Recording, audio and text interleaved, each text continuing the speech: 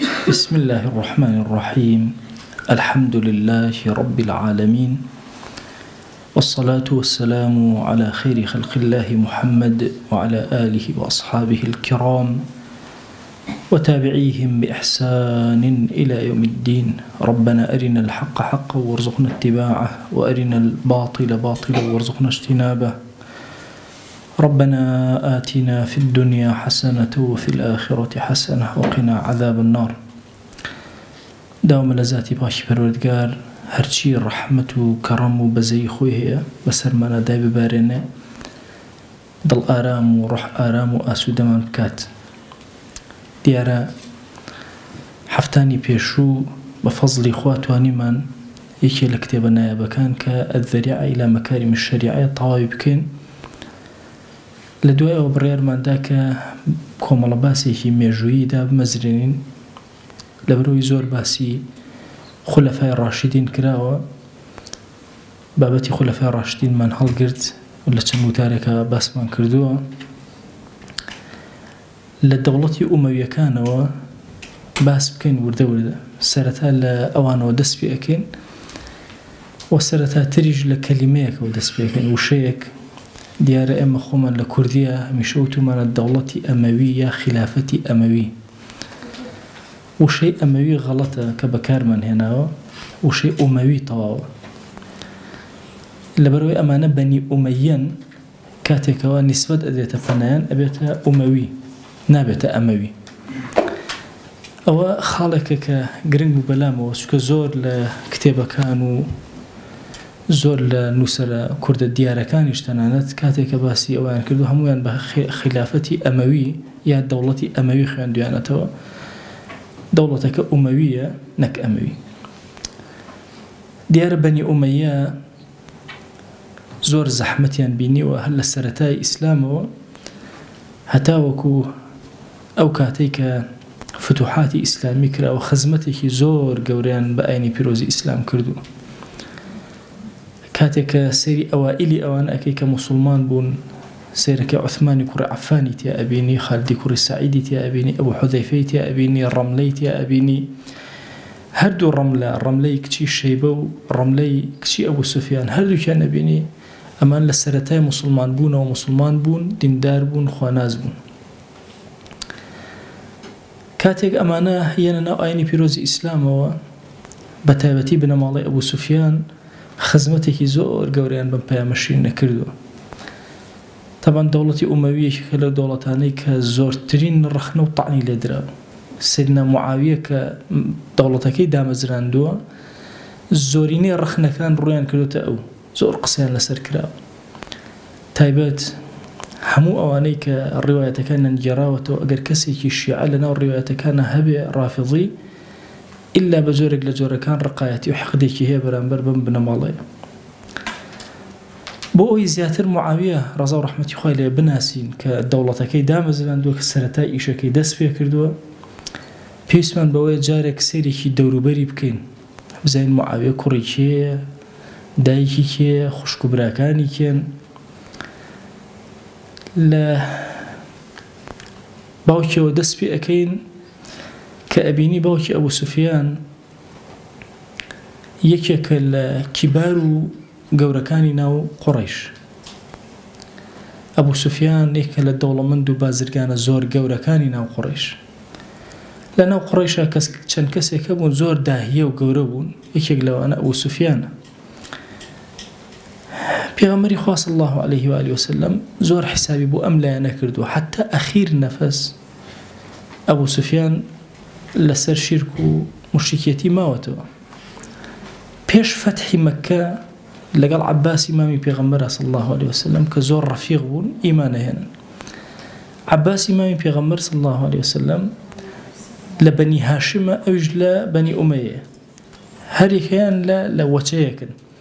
بلام هردو كان إيمانه هنا. طبعا قصة زور لسروي كعباس بيشتر حل زماني بدر بني هني مسلمان بو بيوندي بيغمبري خاص الله عليه وسلم لقال مسلمانين ناو مكة وجرد السكن هموي لري عباس إمامي بلام عباس إسلامي خوي أشكرا نكرو تا توزي بيش فتحي مكة ئەلەو تۆزەیە هەردووکیان پێکەوە ئەبوو سوفیانیش و ئەویش هەردووکیان ئیعلانی ئیمان ئەکەن و ئەبوو سوفیان ئیمانە هێنا. پێغەمبەری خوا صلی الله عليه وسلم ئەزانێ ئەبوو سوفیان خاوەنی مەکانەتێکی زۆر گەورەیە، محاولە ئەکا مەکانەتەکەی بپارێزێ و بیداتەوە. بۆی ئەفەرمێ من دەخل دارە ئەبی سوفیانە فهو ئامن. کاتێکە لە مەکە فەتەحەکە ئەفەرمێ هەر کەسێ بچێتە ماڵی ئەبوو سوفیان ئامینە، هەر کەسێ بچێتە ناو مزگەوت ئامینە، هەر کەس لە ماڵی خۆشی نێتە دەرەوە هەر ئامینە. بەس بەکارهێنانی وشە و ناوی ئەبوو سوفیان لە پێناوی ئەوە بوو کە ئەبوو سوفیان ناوێکی بدرێتێ، پێگەیەکی بدرێتێ، چونکە پێغەمبەر صلی الله عليه وسلم زۆر حسابی بۆ لایەنی دەرونی ئەو خەڵکانە ئەکرد کە ئیمانیان هێنا، زۆر ئیعتیباری بۆ ئەوە دائەنا. بۆی ئەفەرمێ هەر کەسێ بچێتە ماڵی ئەبوو سوفیانەوە ئامین ئەبێ ئەم پلە و پێگەیی ئەداتێ. لە دوای ئەوەی کە ئیمانە هێنێ ئەزانێن لە زەمەنی شیرکە زەحمەتی موسڵمانانی داوە و لە غەزوەی ئوحدا هەمومان ئەزانین کە ئەو وەسەبی ئەوی موسڵمانان بشکێن.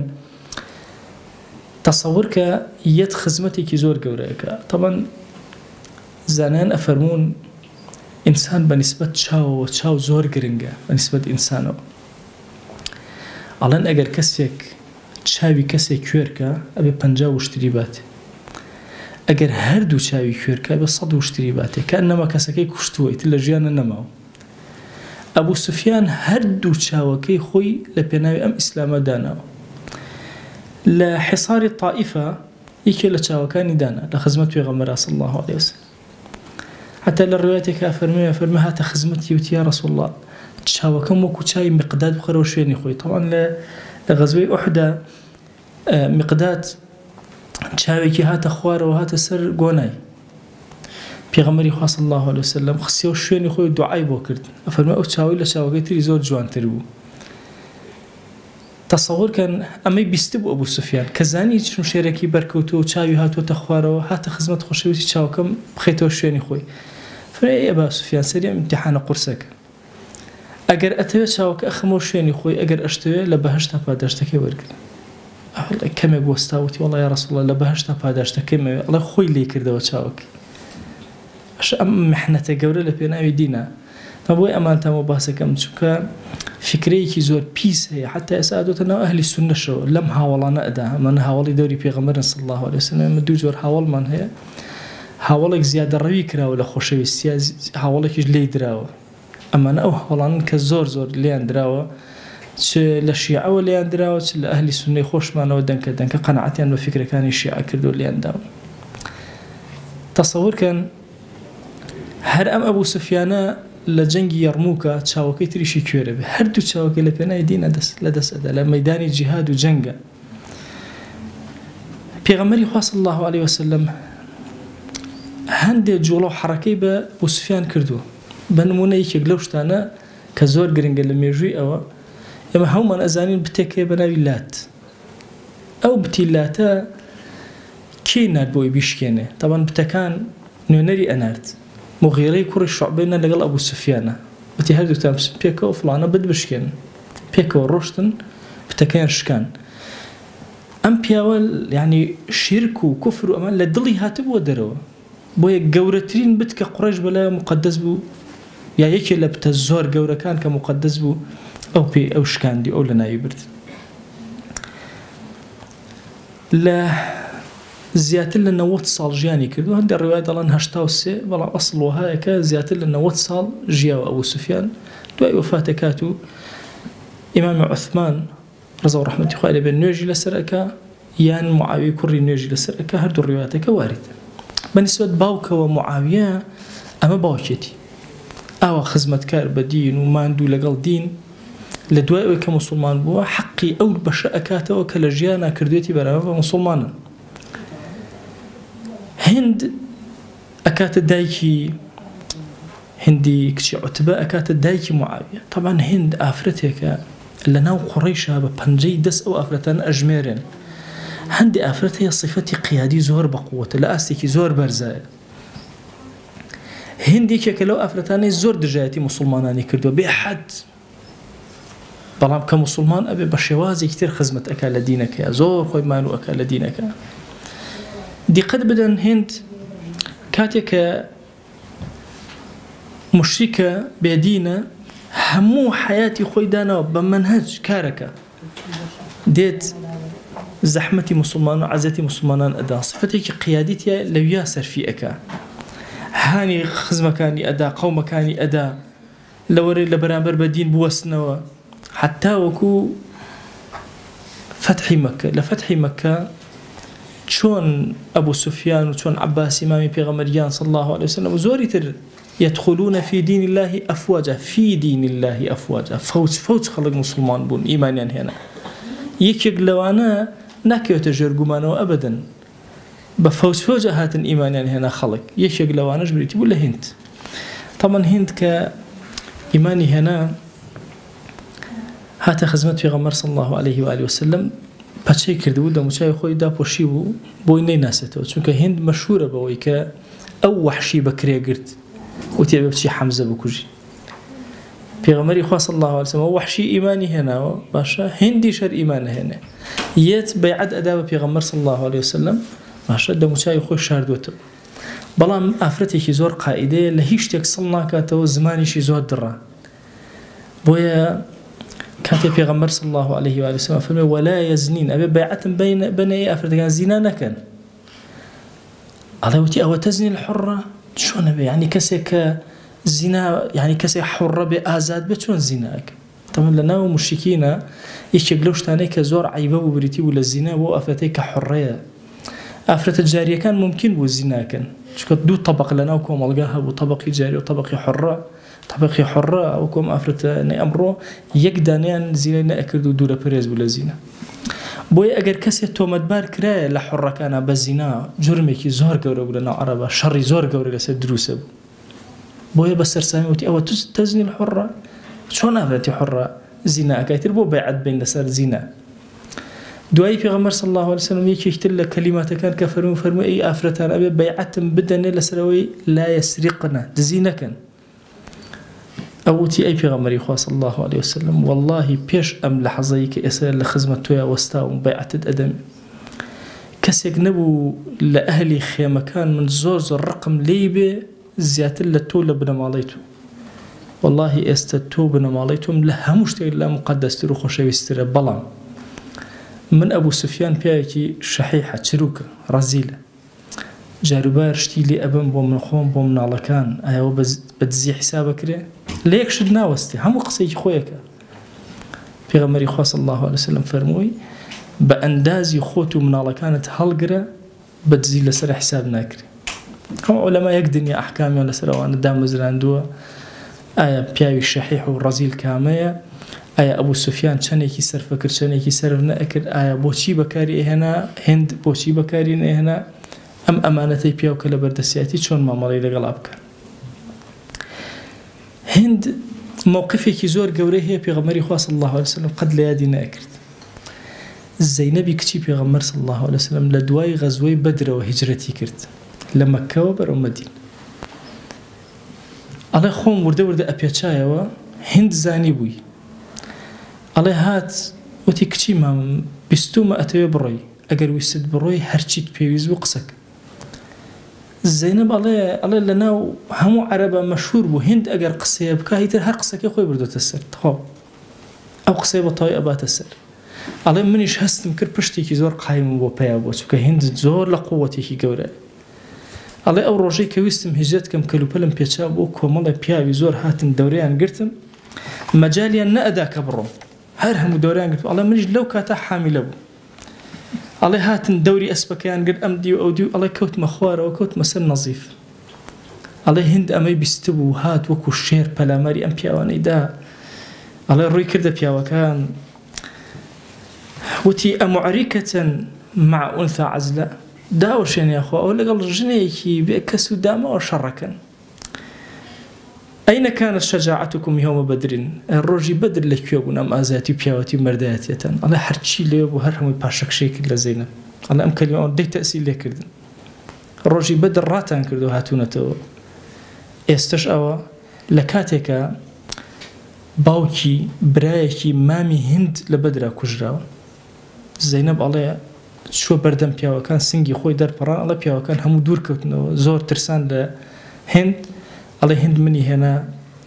تەداوی کردم دوای ئەسپەکەی بۆ تەرتیب کردم و سواری کردم وتی بڕۆ ئیتر کەس ناتوانێت جورئەتی ئەوە ناکاوێتە ڕەت بێخەم بڕۆ پێغەمبەری خوا صلی الله علیه وسلم قەت ئەمەی لەبیر نەئەچووە لەگەڵ ئەوە هند ئەو زەحمەتیدا بۆ دڵی پێغەمبەر صلی الله علیه وسلم و حەمزەی ئاوا شەهید کردبوو ئەو وەفایە بەرامبەر بۆ کچەکەی کە ڕۆژێک لە ڕۆژان بەو شێوازە جوڵاوەتەوە لە یادی نەکرد هند داستانێکی تری هەیە طبعا هند پێش ئەوە شوو بکا بە ئەبوو سوفیان شووی کرد بە فاکیهەی کوڕی مغیر فاکیهەی کوڕی مغیرە پیاوێک بوو هەم شاعیر بوو هەم نەدوەیەکی گەورەی لە ماڵەوە بوو چەند خێمەیەکی دانا و بەردەوام ڕەفیقی ئەهاتن و ئەچوون و قسەیان ئەکرد و هەندێک جار عارەق ئەخورایەوە هند ڕۆژێکیان خەوی لەکەوت لەناو ئەم خێمانە طبعا هند یەکێک بوو لەو ئەفرەتانەی خزمەتی ئەم میوانانەی هەر هەموو ئەکرد و ڕایی ئەکرد بۆ فاکێ و خۆشی شاعیرەیەکی زۆر بەقوت و زماندارێکی زۆر گەورە ئەڵێ فاکی یەکێک لە ڕەفیقەکانی خۆی بینی لە خێمەکەەوە دەرچوو ئەمیش چۆ ناو خێمەکەەوە سێری کرد هند خەوتووە تۆمەتباری کردوتی هند زینای کردووە لەگەڵ ئەم کەسە شتەکە بڵاو بوویەوە بەناو هەموو قوڕیشە بەناو مەکەیە دەنگ و باسێکی زۆر گەورە قەراریاندا بۆ ڕاستی و ناڕاستی ئەم قسەیە بچن لای کاهینێکی زۆر گەورە کە لەسەر دینی ئیبراهیمی مابوویەوە ئەڵێ بەڕێکەوتن بەرەو مەنتیقەی شام هەم بنە ماڵەی هند هەم بنە ماڵەی فاکێ چون لە نزیکی شام هند دەموچاوی زۆر گۆڕە عوتبەی باوکی وتی کچم حەیام نەبێ ئەگەر ئەزانی شتێک ڕوویداوە بۆ بچین لە ئەم کابرا فەزەح بین لەناو عەرەبە ئەگەر ئەزانی هیچ ڕووی نەداوە بۆ ڕەنگت تێکچوو تی واللهی باوکە یەک زەڕە لە خۆم ناترسم بەس ئەمە مرۆڤە کە ئەچین بۆ لای لە قسەی مرۆڤ ئەترسم خۆمە خودا نییە ئەڵێ وتی زۆر باشە کچم مادام ئێمە یەکەم جار تاقی ئەەکەین ئەگەر لە تاقیکردنەوەکە دەرچوو ئەوە قەرار ئەدەین ئەو بکەینە وەکیل ئەگەر دەرنەچوو ئەڵێن درۆزنە ئەگەڕێنەوە هاتن شتێکیان شاردەوە چوونە لای ئەم کاهینە و پێیان وتیان چیمان شاردوەتەوە بزانین تۆ ئەزانی دقیق پێوتن فڵانە شتان شاردوەوە لە فڵانە شوێنە وتیان تەواو ڕیزی ئافرەتیان بۆ داناوتیان بزانە ئەم ئافرەتانە کامیان زانیە و زینای کردووە یەکەیەکە هەڵی ئەسان هندی هەڵسان وتی ئەمە زۆر تاهیرەیە زۆر پاکە بوو بە هاوار و هەڵایەکی زۆر گەورە وتی بوەستن ئەم ئافرەتە مناڵێکی ئەبێ ناوی معاویەیە ئەم معاویە بێتە سەرۆکی جیهان هەموو عەرەبەوە بڕێەوە ئەڵێ فاکی کە ئەم کەلیمەی بیست پەلاماری دەستی ئەوەیدا دەستی هند ئەڵێ دەستی ڕاوەشان دەستیاوتی ئەبەدەن دەست لە دەستی من نادەیتەوە واللهی نابێ ئەو مەلیکە لە تۆ بێ مادە ئەوە نامەردی گەڕانەوە فاکی زۆر هەوڵیدا زۆر محاوەلەی کرد خەڵکی نارد بڕیاریدا چەند سەر وشتر بدا تی گەڕانەوە منیە ئەبەدەن تاوە هەموو شتێک کۆتایی پێهاتوو ئەبوو سوفیان ئەمەی قۆستەوە بە باوکی وتی باوکە هەرچی سێرەکەم ئەم پیاوە کاهینە مادام ئەو شتە نهێنی زانی حتما ئەم قسەی ڕاست دەرەچێت ئەم ئافرەتە هێن و قەراریشنداوەگە کوڕی بوو ناوی لێنە معاویە چوونە خوازبێنی و شووی کرد بەم ئەبوو سوفیان لە دوای ئەوە قەدەر ئەوها بوو کە خوای گەورە ڕەحمی پێکردن و مناڵی پێدان و چەند مناڵێکی زۆر کە دواتر عەرستانەکەم بە تایبەتی دوو لەو مناڵانە یەکیان یەزیدی کوڕی ئەبوو سوفیان یەکیان معاویە کوڕی ئەبوو سوفیان یەزید و معاویە دوو قائیلی زۆر گەورن لەناو عەرەبە ئەگەر بڵێ دە کەسێک ئەدۆزمەوە دوان لەو دە کەسە ئەو دوانە ئەوەندە گەورن ئەم بنەماڵە طبعا خوشکی معاویە خێزانی پێغەمبەرە صلی الله عليه وسلم ئومو حەبیبە کاتە کچی ئەبوو سوفیان خێزانی پێغەمبەرە صلی الله عليه وسلم معاویە خۆی کاتیبی وحی پێغەمبەرە صلی الله عليه وسلم یەزیدێکە لە قائیدە زۆر گەورەکان براکانی تری بە هەمان چەشن تەنها شتێک کە لە خزمەتانە ئەم شەو باسێکم و کۆتایی بە دەرسەکە هێنم ڕۆژێکیان سەیری حەدەسی دایککەن دایک زۆر گرنگە بە نیسبەت مناڵەوە زۆر عەزیمە معاویە مناڵ بوو ئەهات وردە بەڕێ ئەکەوت لە پڕ قاچی هەڵکەوت و کەوت بەدەمە باوکی سەیری کرد بە تووڕێوتی هەڵسە من ئەمەوێت تۆ گەورەی قوڕێژ بێ ئەکەوی ئەڵێ هند لەولاوەتی ئەی ڕۆڵە ڕۆ بۆ کوڕی من ئەگەر گەورەی قوڕێژ بێ والله ڕازی نام ئەگەر گەورەی هەموو عەرەب نەبێ سەری ئەو هیوا گەورەکەن لە دڵی ئەم دایکە وەرە بە مناڵە فعلەنیش ئاوا دەرەسێت لە دوایە کە عەرستانەکەم وردەوتە لە حەیاتەکەی حەدەسی دایک زۆر مهمە قسەی دایک و گەشببینی دایک و دنیابینی دایک زۆر مهمە ئێمە لە زەمانێکە ئەژین دایک زۆر بە بچووک سەیری مناڵەکانی خۆیەکە بۆ خۆی ئەم زەمانە ئەوەیە مناڵەکەی کولیەتەوە ئەکا پێی وایە هەر مناڵە دەلێ گەڕێ بە گەورە سەیریکە قووەتەکانی بدەێ ڕەغبەتەکانی بدەرێ بە گەورە پەروەردەیکە بە گەورەی بژی مەصعب کەریم مدەڕیسە فەرمێ لە دەرسەکە لا ئەدێن کۆتایی بە دەرسەکەین هەر وەکو ئەوەی کە باسی دایک ئەڵێ مناڵ بووم بچووک بووم لە باوەشی دایکمە ئەڵێ بە بیرمە هەموو جارێ ئەڵێ ناوم کەریم بوو لە ناو عەبدولکەریم نەوە پیاوەتە کەریم ئەڵێ دایکم بە باوەشەوە ئەیگرتم هەموو جارە ئەیوە حاجی مامۆستام مەلا عەبدولکەریم ئەڵێ کەس ئاوای پێم بەس دایکم نەبێ حاجی مامۆستام مەلا عەبدولکەریم ئەڵێ ڕۆژگار ڕۆژت لە نەرگزە جار بووم بە مەلا 3 ساڵ لە بیارە 25 ساڵ 5 ساڵ لە ناو سلێمانی چوومە تەکیەی تالەبانی ساڵی 1961 ئەڵێ حەجم کرد ڕۆشتم ئەڵێ من حتا لە بیارەش تەجاوزم کرد پیاوەتم مەلا کەریمی مدەڕیس نێنێت مەلا عەبدولکەریم ئەڵێ لە سلێمانیش هەروە بوو ئەڵێ چوومە ناو کەرکووکیان ناڵن مەلا کەریم ئەوان منیان کرد بە عەبدولکەریم ئەڵێ چووم لە حەج گەڕامەوە کە گەڕامەوە ئەڵێ خەڵکەکەی کە لێ وەستاون بە منیانەوەت حاجی مامۆستا مەلا عەبدولکەریم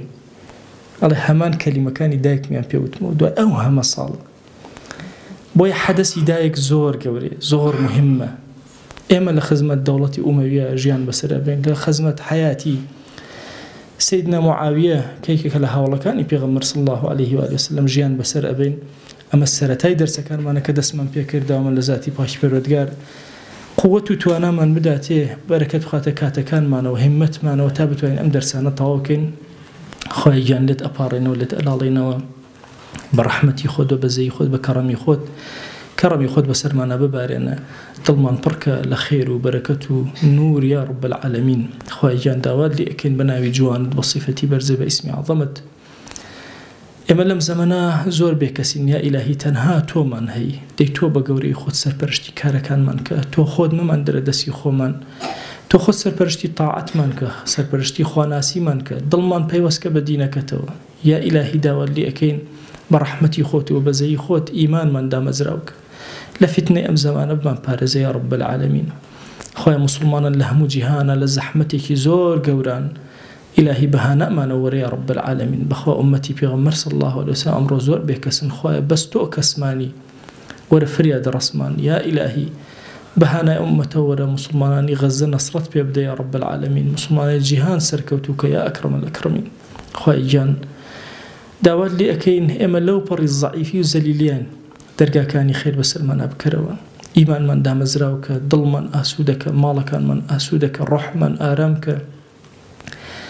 يا إلهي مشاكل كان جيان من بوشار سرك خويا أو من بحال مال مالدارك أو من بمنال منالي بعطاك أو من بمنال منالي صالحك أو من نخوش الشفاء وبنيرة أو من قرزار قريس رشاني سوك أو من كم رزق حلال زيادك إلهي دعوات لي أكين صلاوي أما جيسي أما بقينا بيغمبر صلى الله عليه وسلم يكنا ومن لخزمتي أبينا سلامي ضلي أما بيبقينا محبتي ضلي أما بيبقينا يا إلهي داوات لي أكين رزواني خود بسر هاولاني بيغمرا ببيجي أوازي ببارينا يا رب العالمين خويا لد أبارنا ولد ألالينا رحمتي خود بسر همو أولياء وصالحين وعابدين وعلماء داب بارينا تاروجي قيامتي يا أكرم الأكرمين يا ربي خويا جان بأمتي بيغمر صلى الله عليه وسلم قبل منك بشوان كوتي أول ما نقرأ لجرسي بري الله أو حشر منك يا إلهي بحب ومحبتك أو كل ظلمنا إلهي لبهشتا برز من كرو بلمن زيادك بخزمتي جور بيوان من بقينا